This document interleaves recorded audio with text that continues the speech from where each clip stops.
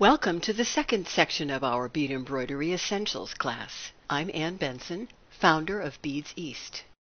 In this section, we're going to have some fun. We'll decorate the brooch we started in section 1.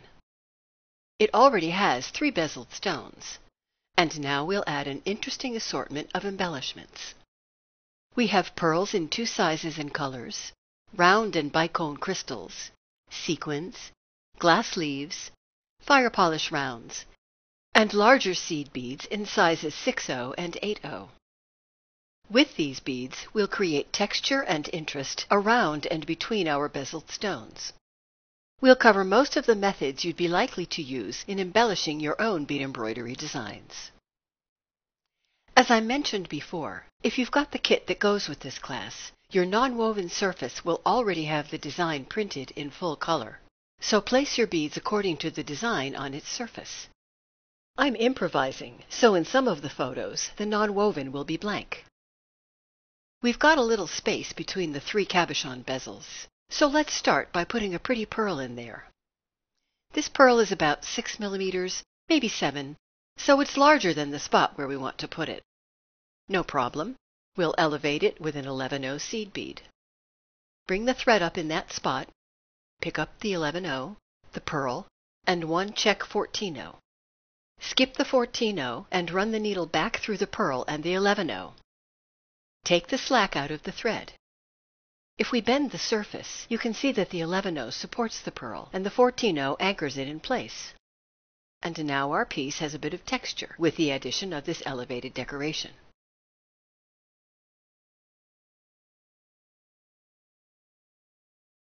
I love working with sequins. They're cheap, inexpensive. They come in all sorts of colors and shapes, and they can be used in many different ways. First, we'll stack them to create a faux bead.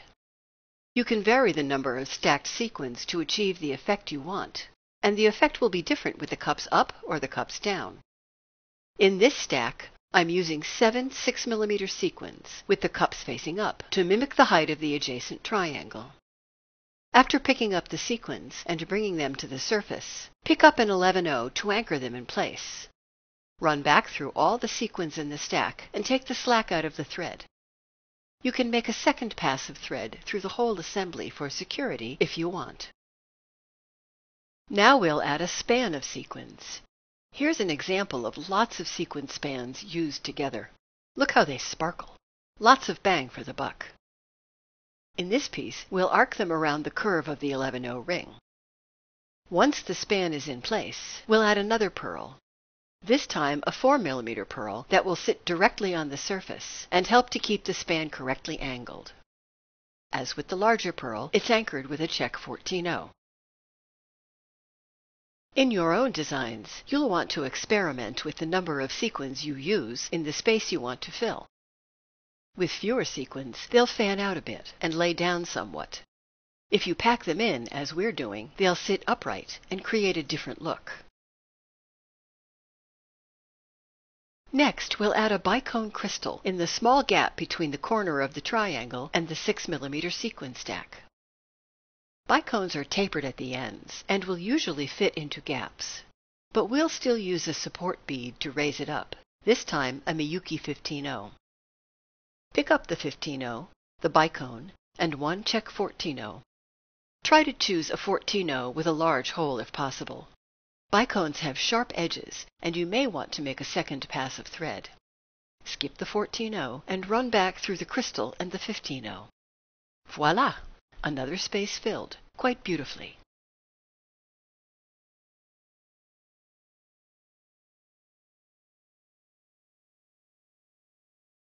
I want to add an arc of 6/0 seed beads because I love the look of them when they're anchored onto the surface with a smaller bead. The texture is very attractive. We'll put 6 of them in this span along the ring of 11/0s. Pick up the 6/0 and 1 Matsuno 15/0. Skip the 15/0 and run back through the 6/0. Very simple. Repeat this over all the 6/0 symbols. Let's put an arc of 8/0s using backstitch around the stacked 6mm sequins. Bring the thread up at the end of the sequin span and pick up 2 8/0s.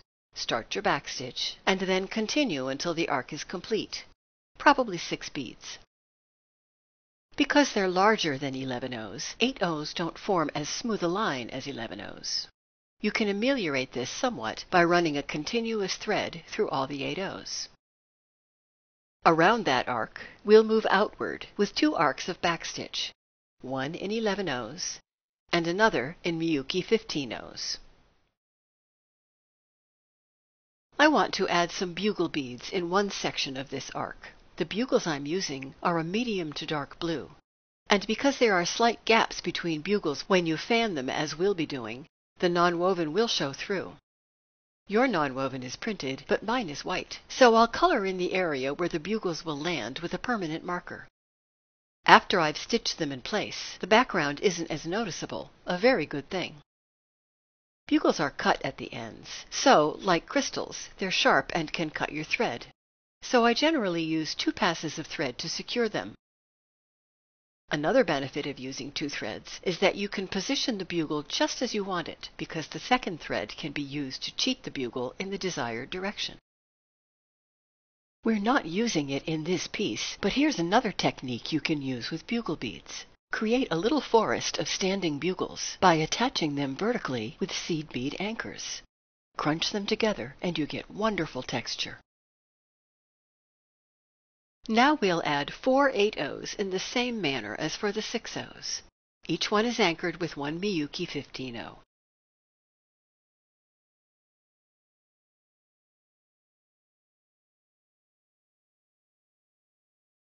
The 6mm crystal round is placed on its side and secured in place with a double pass of thread in an X pattern.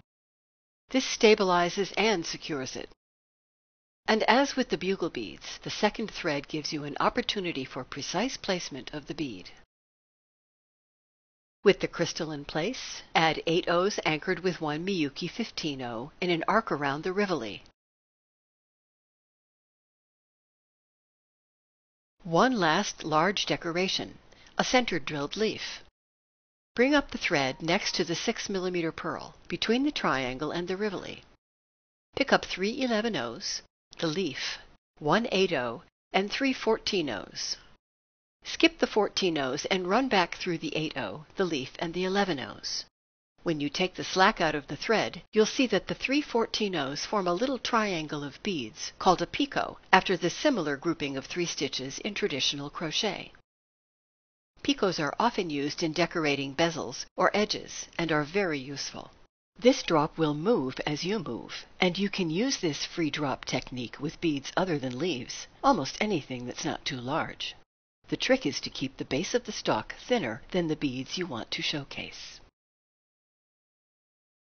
And the rest of the stitching on our brooch is backstitch.